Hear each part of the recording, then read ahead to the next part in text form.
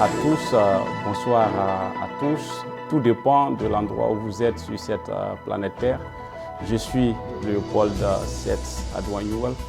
Je suis membre de Agir pour la République et la démocratie. C'est un mouvement que nous avons mis en place, un mouvement panafricain que nous avons mis en place afin, n'est-ce pas, de pouvoir parler de la République et de démocratie en Afrique et aux Africains. Parce que nous avons constaté que la majeure partie des pays africains sont tous des pays qui ont opté pour la République et qui ont opté également pour la démocratie. Mais nous insistons pour dire que nous constatons que dans ces pays-là, dans tous ces pays, et dans bien des cas, il y a de flagrantes violations des principes de la démocratie, des principes de la République. Raison pour laquelle nous avons mis donc ce mouvement en place et nous avons décidé de parler de l'Afrique, de parler de tous les sujets qui impactent les Africains, quel que soit le pays, Pourquoi? Parce que nous nous sommes rendus compte qu'aujourd'hui, lorsque nous parlons d'Union africaine, nous parlons dans le sens d'unité, dans le sens où ce qui arrive au Congo, par exemple, doit intéresser les Ivoiriens. Ce qui arrive en Côte d'Ivoire doit intéresser les Camerounais, doit intéresser les Sud-Africains, doit intéresser tout Africain, de sorte à ce qu'on puisse les uns les autres apporter notre analyse pour enrichir le débat, pour, n'est-ce pas, accompagner les processus, pour aider, pour contribuer à une amélioration des situations. Et c'est dans ce sens-là que nous sommes lancés et c'est pour cela que nous avons mis en place, n'est-ce pas, ces structures-là. Bien entendu, derrière donc, ce mouvement, il y a des hommes, il y a des femmes et au fur et à mesure, vous aurez l'opportunité de les connaître. Je vous demande donc d'adhérer, de partager, de liker et de souscrire, n'est-ce pas, à notre canal afin, n'est-ce pas, de soutenir ce travail, afin de soutenir ce mouvement-là. Chers Africains, chers amis, chers compatriotes ivoiriens, aujourd'hui, je veux parler d'un thème, un sujet qui est important. Ce sujet-là concerne la République démocratique du Congo. Nous nous posons la question encore de savoir si le Congo est véritablement une république démocratique. Nous nous posons la question aujourd'hui, pour ce qui concerne le sujet d'aujourd'hui, de savoir qu'est-ce qui ne va pas au Congo. Qu'est-ce qui ne va pas au Congo? Pour nous, nous disons que le président de la République congolaise, M. Félix Tshisekedi, est dans un dilemme. Alors, juste avant de revenir sur ce point-là, avant de revenir pour expliquer pourquoi nous disons que le président de la République congolaise se trouve dans un dilemme, permettez que je fasse un petit retour en arrière. Alors, ce retour en arrière-là, il remonte à la fin du règne de Mobutu Sese Seko. À la fin du règne de Mobutu Sese Seko, en 1997, Laurent Désiré Kabila déclenche donc une guerre, une rébellion. Il va donc descendre du nord vers le sud pour prendre Kinshasa, chasser Mobutu du palais et puis, n'est-ce pas, occuper la présidence de la République, occuper le palais présidentiel. Mais lorsque Désiré Kabila descend du nord vers Kinshasa, il ne vient pas seul. Il est notoire et bien connu de tous que Désiré Kabila est descendu donc dans les fourgons des milices rwandaises. Il est descendu dans les fourgons des milices burundaises, des milices ougandaises et bien d'autres, n'est-ce pas, hommes de peu de foi, hommes donc je dirais, des sanguinaires. Durant ce parcours-là, le sang a coulé, le sang des Congolais a coulé. Durant ce parcours-là, du nord vers le sud. Des milliers de femmes ont été systématiquement violées. Des enfants ont été tués. Des hommes ont été littéralement, je dirais, détruits. Ils ont été déchiquetés. Ils ont été, des milliers de personnes ont subi la barbarie, à telle enseigne que le monde entier a été choqué. Désiré Kabila est arrivé au pouvoir, mais ça n'a pas empêché la barbarie de continuer. Cette barbarie-là, perpétrée par ces milices qui ont soutenu Kabila, jusque-là, l'on ne sait, n'est-ce pas, sur quelle base ou à quoi tenait le contrat qu'il liait Kabila, donc père Désiré Kabila, à ces milices-là. Mais il est clair que ces milices ne sont pas réparties chez eux.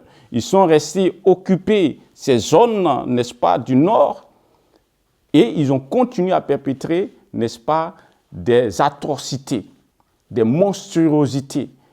Et j'insiste pour dire, et cela est notoire, tout le monde le sait, partout dans le monde entier, que des femmes ont été systématiquement violées. Les mères ont été violées, les filles ont été violées, les petites filles ont été violées, les Congolaises violées par milliers. Et tout cela pour pouvoir occuper le pouvoir. Lorsque Désiré Kabila occupe le pouvoir, il se rend compte que ses alliés d'hier veulent se passer maître du Congo. C'est-à-dire, ils veulent, n'est-ce pas, confisquer le Congo. Confisquer les terres, n'est-ce pas, qu'ils ont conquis par la destruction massive, par l'élimination systématique, par le massacre des peuples qui occupaient ces parcelles-là, ces terres-là, ces régions. Va s'enclencher un nouveau cycle de guerre civile. Les populations qui se livrées à elles-mêmes, qui se mettent donc en position d'autodéfense contre les envahisseurs, contre les milices, n'est-ce pas, de Désiré Kabila, et puis, n'est-ce pas, vient en soutien Désiré Kabila, devenu président, qui se rend compte qu'il a un peuple qu'il doit défendre, qu'il a un peuple qu'il doit protéger, qu'il a un peuple qui doit, n'est-ce pas, honorer, à qui il doit redonner la dignité, s'engage à défendre, n'est-ce pas, sa population contre, n'est-ce pas, ceux qui hier l'ont soutenu, contre ceux, n'est-ce pas, qui ont combattu les Congolais. Tout le monde sait la fin tragique de Désiré Kabila, assassiné dans son palais d'une balle dans la tête. Fin tragique. S'ouvre un nouveau cycle. Un autre Kabila remplace un Kabila, Joseph Kabila. Lorsque Joseph Kabila arrive au pouvoir, il n'y a pas de transition politique. Il y a une continuité de l'action. Il y a une continuité dans la dynamique de l'action. Et donc, les mêmes forces qui ont soutenu Désiré Kabila père continuent toujours leur présence dans les territoires occupés. Ces territoires occupés-là, ces territoires qui ont souffert le martyre, ces territoires-là sont les territoires qui sont riches en matières premières minérales. Ce sont les territoires qui sont riches en matières premières, n'est-ce pas, naturelles. Évidemment, ce sont les territoires où également il y a une forte population et où également et nécessairement il y a le plus grand nombre d'atrocités. Jusqu'aujourd'hui. Et Désiré Kabila, Joseph Kabila donc prend le pouvoir et va diriger le Congo. Le règne des Kabila dure 21 ans. Il y a, n'est-ce pas, une continuité dans l'action. Et qu'est-ce qui se passe? Le peuple congolais se trouve donc face à l'incapacité de l'État à instaurer la sécurité, à défendre son peuple. Le peuple congolais se trouve dans l'incapacité de, n'est-ce pas, de protéger sur toute l'étendue du territoire la population. Le pouvoir congolais n'arrive pas tout au long de ces années-là à pouvoir, n'est-ce pas, soutenir, à pouvoir exercer, à pouvoir mettre en pratique les principes républicaines qui sont à la base. Instruire le peuple, c'est-à-dire éduquer, former et puis protéger le peuple, c'est-à-dire sécuriser et bien entendu défendre. Ces principes-là ne sont pas visibles. Le peuple ressent cela et le peuple demande cela. Le peuple a soif de changement. Et puis arrivent les élections. Les élections de décembre 2018. En décembre 2018, Félix Tshisekedi, Félix Antoine Tshisekedi Tshilombo est élu président de la République. Il est le fils de Étienne Tshisekedi. Il est élu président de la République. Il remplace à la tête de l'État congolais le fils de Désiré Kabila. Félix Tshisekedi, plus tard, l'on va découvrir qu'il y a eu donc un compromis. Il y a eu un deal entre lui et Joseph Kabila. Raison pour laquelle nous posons la problématique de savoir est-ce qu'il n'y a pas un dilemme? Est-ce que Tshisekedi n'est pas dans un dilemme? Parce qu'aujourd'hui, le Congo n'est pas dans une transition politique. Le Congo continue toujours dans la lancée depuis l'incursion donc des forces étrangères sur le territoire congolais pour chasser Mobutu. Le Congo continue dans cette lancée-là, alors qu'une étape de pause devait être observée, il devait y avoir une transition, il devait y avoir une refonte de tout, il devait y avoir donc un tabrage de toutes ces situations-là, travailler à la réconciliation véritable et totale du peuple et puis répartir sur de nouvelles bases. Il n'y a pas eu de transition, il y a une continuité. Dans ce deal ou dans ce compromis avec Joseph Kabila, le Congo continue toujours dans cette lancée-là, sans transition, sans pause. Et donc, on continue toujours. Et le schéma, il est le même. Les forces étrangères ou encore les milices étrangères qui occupent le Congo, d'accord, continuent toujours d'occuper le Congo. Continuent toujours de perpétrer des massacres. Continuent toujours de violer les droits. Et l'État congolais continue toujours dans cette position d'incapacité d'assurer la sécurité, d'assurer la protection, d'assurer la défense du peuple, surtout dans ces régions qui sont meurtries. Regardez bien, ces régions-là, comme je l'ai dit précédemment, ce sont des régions qui sont riches. C'est dans ces régions-là qu'on va trouver les femmes les plus violées au Congo. C'est dans ces régions-là qu'on va trouver également les enfants également qui ont subi toutes sortes d'atrocités. Psychologiquement, ils sont meurtris. Moralement, ils sont abattus. Mais c'est dans ces régions-là également qu'on a le plus grand taux de personnes exploitées ou surexploitées, ou des femmes, des familles entières travaillent dans des mines, sans protection. Des enfants qui doivent aller à l'école ne vont pas à l'école, travaillent dans des mines pour enrichir des multinationales et eux à vivre, n'est-ce pas, de pain et d'eau. Donc à vivre dans la misère. Dans ces régions-là. C'est-à-dire que depuis Désiré Kabila jusqu'à Félix Tshisekedi, le système continue toujours, la population continue à se lamenter, la population continue à demander la défense, la protection de leurs droits, la sécurité, mais le gouvernement est incapable de le faire. La population demande, n'est-ce pas, d'être instruite, d'être éduquée, d'être formée, mais le gouvernement n'est pas à même de le faire. Pourquoi ? Parce qu'il y a blocage au niveau gouvernemental. Le président de la République est président de la République, mais est-ce qu'il a l'effectivité du pouvoir d'action? Est-ce qu'il a la capacité, la puissance? Parce qu'il a le pouvoir en tant que président de la République, mais il n'a pas la puissance pour pouvoir exercer, n'est-ce pas, sa présidence sur toute l'étendue du territoire congolais. Il est dans un dilemme. Alors, beaucoup de membres de son parti, beaucoup de députés, beaucoup d'analystes demandent à ce que le président de la République, M. Félix Tshisekedi, n'est-ce pas, puisse mettre fin au mandat de l'Assemblée nationale. En le faisant, qu'est-ce qui va se passer? En le faisant, il y a deux choses qui vont se produire. La première des choses, c'est que ça va appeler à l'organisation de nouvelles élections. Et cette organisation de nouvelles élections peut amener, et je suis convaincu, va amener, selon les attentes de la population congolaise, va amener à une reconfiguration de l'Assemblée nationale. Cette reconfiguration de l'Assemblée nationale va forcément et a priori profiter au président de la République, parce que par là, il aura plus de puissance. Pourquoi? Parce qu'il ne sera plus dans le deal avec Joseph Kabila. Il ne sera plus donc dans le compromis.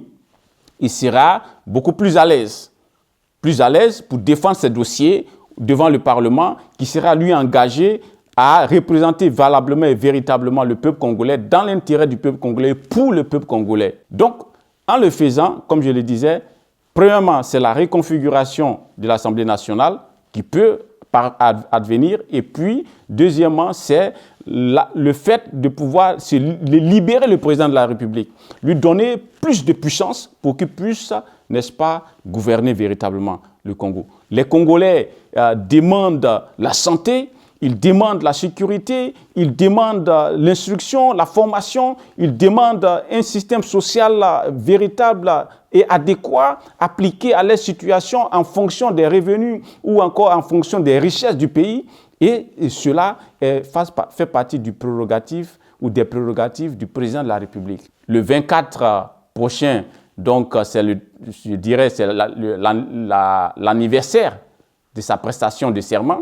Est-ce qu'il va dissoudre l'Assemblée nationale? Ça fait partie des attentes de ses partisans. Ça fait partie des attentes de beaucoup de Congolais. Des millions de Congolais attendent, n'est-ce pas, cela. Mais est-ce qu'il pourra le faire? Est-ce qu'il pourra, n'est-ce pas, mettre fin à ce compromis-là? Nous attendons le 24 pour le voir. Mais pour nous, il est dans un dilemme. S'il ne le fait pas, si l'Assemblée nationale n'est pas dissoute, pour qu'il y ait une organisation nouvelle d'élection au niveau législatif, pour qu'il y ait une redéfinition de l'Assemblée nationale qui, logiquement et absolument, mettra en minorité le parti de Joseph Kabila, s'il ne le fait pas, si le président Tshisekedi ne le fait pas, alors qu'est-ce qui va se passer? Ce qui va se passer, c'est que le peuple, dans son aspiration légitime, dans son attente de changement, dans sa volonté de vouloir le changement, le peuple va demander à ce que le changement s'opère. Et l'opposition va lui mettre la pression, va mettre la pression sur M. Tshisekedi. L'opposition congolaise va accroître la pression. Et à partir de là, va s'ouvrir un nouveau cycle où le point focal sera l'organisation des élections futures, où l'opposition ou le peuple va demander, n'est-ce pas, dans la dynamique de maintenir la stabilité du pays, à aller à des élections transparentes, aller à des élections justes, aller à des élections, n'est-ce pas, inclusives, aller à des élections dépouillées de toutes les marmailles, de tous les tripatouillages que l'élection précédente a démontré. Et là, dans ce cas de figure-là, Tshisekedi aura, n'est-ce pas, maille à partir avec son peuple. Ce qui va faire qu'il sera, n'est-ce pas, vers la fin, lors des prochaines élections, si le président de la République congolaise, M. Félix Tshisekedi, ne prend pas la décision de dissoudre le Parlement, c'est que l'opposition va lui mettre la pression. Le peuple congolais va lui mettre la pression et cette pression-là va augmenter au fur et à mesure. Le peuple congolais est dans une logique, c'est d'aller non pas une guerre civile, mais de maintenir la stabilité et donc l'action sera portée sur l'organisation des élections futures. Et donc, par conséquent, l'opposition va demander maintenant l'éclaircissement dans l'organisation des élections. Et ça sera une très bonne chose de prendre donc tout le temps maintenant pour préparer les élections. En mettant en place tout ce qu'il faut pour que les élections prochaines là, soient des élections transparentes, soient des élections crédibles, soient des élections où le président de la République qui sera élu, n'est-ce pas, sort avec la légitimité en plus de la légalité, qu'il ait la légitimité. Et donc, par conséquent, il y a beaucoup de travail à faire. Et le président de la République doit s'attendre à cela, que l'opposition, si lui ne décide pas de mettre fin à l'action donc, de l'Assemblée nationale actuelle pour créer mettre en place une nouvelle Assemblée nationale, l'opposition va travailler sur l'organisation des élections. Voilà, chers frères et sœurs, chers amis congolais, notre analyse de la situation, le président de la République congolaise est dans un dilemme entre donc satisfaire au compromis avec Joseph Kabila ou bien remettre en cause l'Assemblée nationale pour qu'il y ait de nouvelles élections. Et s'il ne le fait pas, dans ce cas-là, pour le peuple congolais, il se serait rangé du côté de Kabila pour continuer la gestion kabiliste ou kabilienne du Congo. Et dans ce cas de figure, aux prochaines élections, il sera sanctionné. Il sera sanctionné, ça sera dommage pour lui. Voilà, si vous avez aimé, partagez la vidéo et puis rejoignez-nous. Laissez-nous vos commentaires afin, n'est-ce pas, qu'ensemble, nous continuons à parler de République et nous continuons à parler de démocratie. Je vous remercie.